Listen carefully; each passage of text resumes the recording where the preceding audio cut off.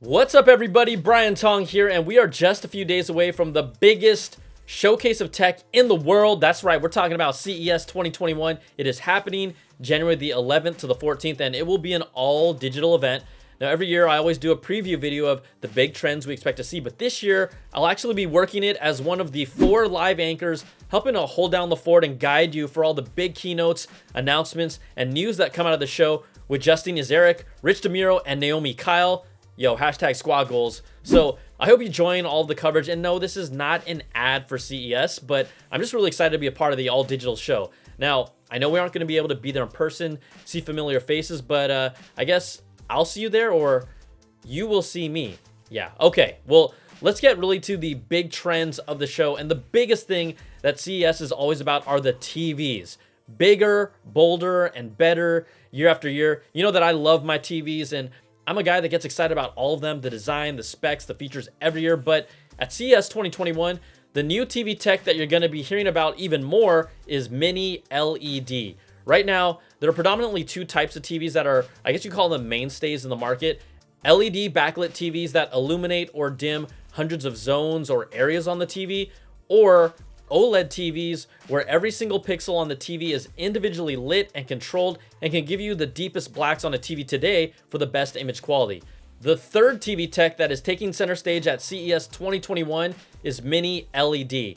Now, it was first introduced in the US by TCL back in 2019, and you can think of this tech as, say, something that falls in between LED and OLED. Now, mini LED uses tens of thousands of tiny LEDs to illuminate or dim even more precise zones. So it's not every single pixel like OLED, but it's also significantly more than the few hundred zones of previous backlit LED TVs.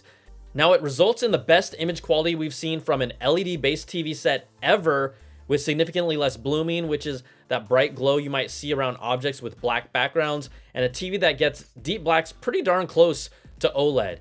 TV manufacturers like LG and Samsung are now bringing their first mini LED-based TVs to CES 2021, while TCL, they're bringing their 3rd generation of mini LED with improved image quality and even thinner form factors. Now, mini LED-based TVs are also less expensive than OLED, and yes, you know, TVs already look really impressive, but you can tell the difference. It's really, to me, like that next generation of LED display-based TV sets. Now, I hope that made sense. We got LED, mini LED, and then OLED. And if I didn't, well, hey, just rewind this and watch again. As TV tech has evolved, it's also become less expensive to produce. And this year, I think that we're going to really see even bigger TV sets from all the manufacturers. So you have this rise of 70-inch TV sales, and expect to see many of your favorite brands just start putting out TVs in, let's say, like the 80+ inch range or even higher in their product lines that are more and more tempting because prices have come down over time. And that also means even better deals at the sizes that you're used to.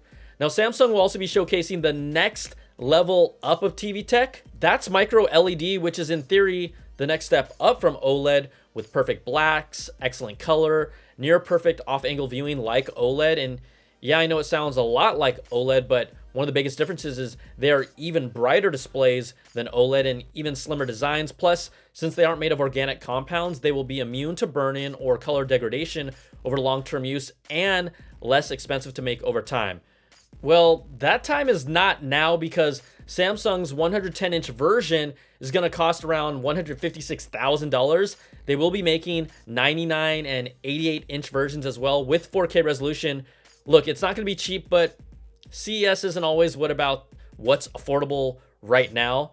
But when I look at all this, yeah, it looks great on a wall if you're super ballin', but I actually lean more towards an affordable large screen 4K TV, or even maybe pull a trigger on an 8K to just future-proof myself once we get enough 8K content coming. That's if you're in the market. Okay. Now, did you have enough TV knowledge for you? Did I remind you earlier that I'm really into it? And look, that was just the compact version of all this. All right, let's just take a moment to thank our sponsor for this video, Harry's. Even if a lot of us are staying home, I still like to keep it clean and get a good shave in, unless you want to see the real Quarantong. No, you don't.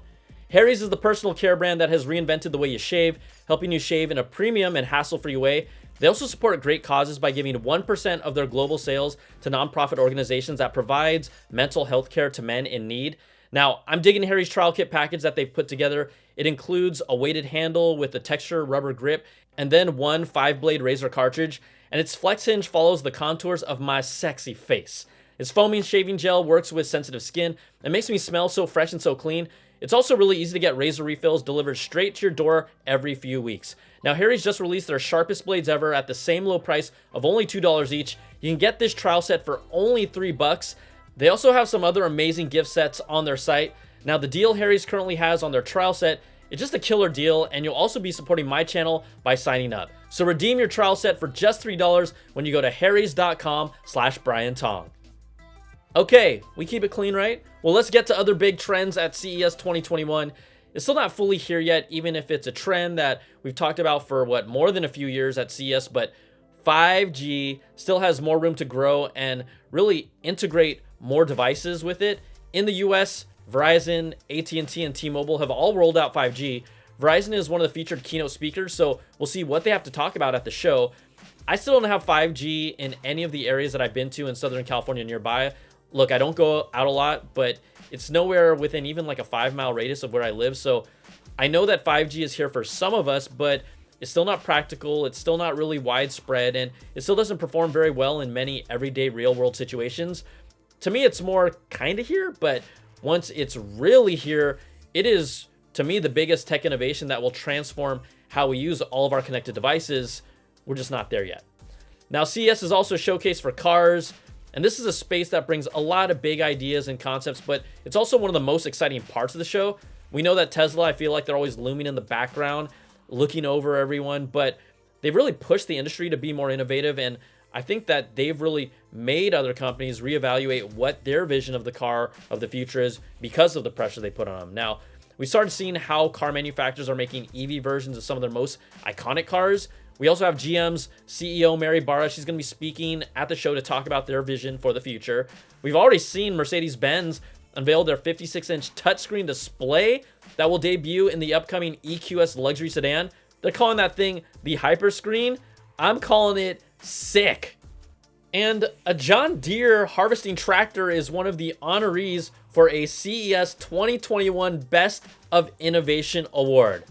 Who would have thought? So you got more AI, more self-driving innovations, and more tech bells and whistles that are going to be part of the new car experiences this year as well. Now, I'm not expecting to see big things in the phone or camera areas. Those products typically have their own showcases from their own companies, but with the pandemic, the timing of things have changed, so we could maybe get some surprises there. I really don't know yet, but I'm hoping for it. And then every year, there's a product that surprises us. Foldables, to me, were a really huge theme last year, but I don't know where since it's going to be continuing as strong as it did last year.